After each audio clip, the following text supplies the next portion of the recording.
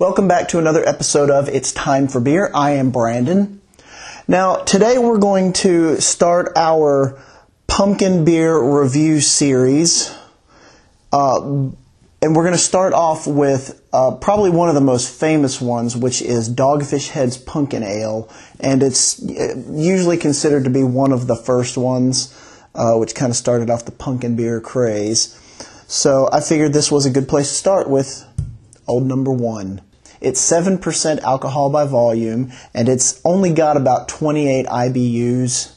So it's not going to be a real bitter beer. It's not going to be a hoppy beer. It's just, they're looking for the pumpkin to come through there.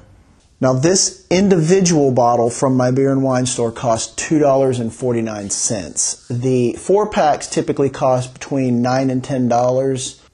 Now the date code, there is a date code scribbled on the bottle right at the neck up here underneath the top label, and it says bottled in 2012 U16:40.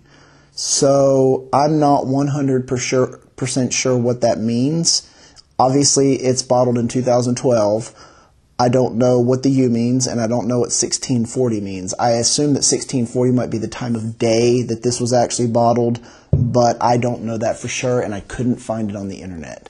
So, with that said, let's get this into a glass, and I will let you know how it looks, smells, tastes, and I'll let you know whether it's worth your money. This is Dogfish Head's Punkin Ale.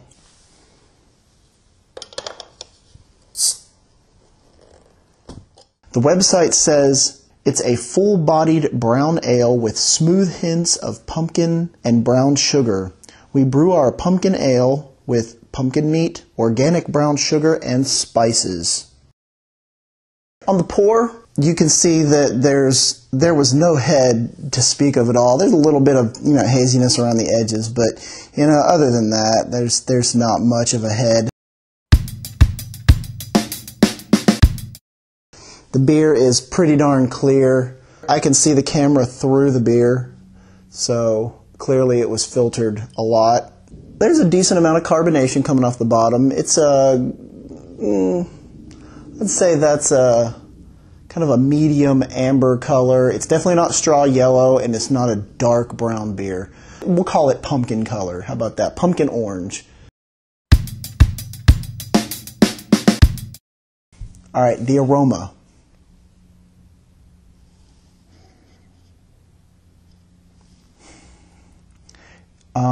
It smells like a potpourri beer. It smells like they stuck a lot of spices in it to try to make it smell and taste like a pumpkin pie. But I can't really detect the malt. It's really just a potpourri bomb. It smells like something that my grandmother would put in her house in the little homemade potpourri dish in the kitchen.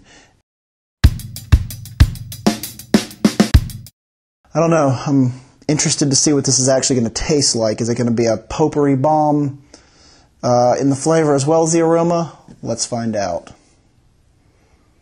Cheers.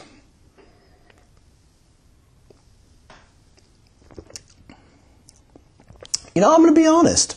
That is not too bad. It's got a kind of this usually isn't good in brewing beer, but it's got a buttery flavor, almost like a crust flavor to it. The spices that I thought were going to be astringent, kind of bittery spices because of the potpourri bomb that I was talking about earlier, those don't really come through in the flavor. It's actually pretty well balanced. I'll have to say this is actually pretty decent.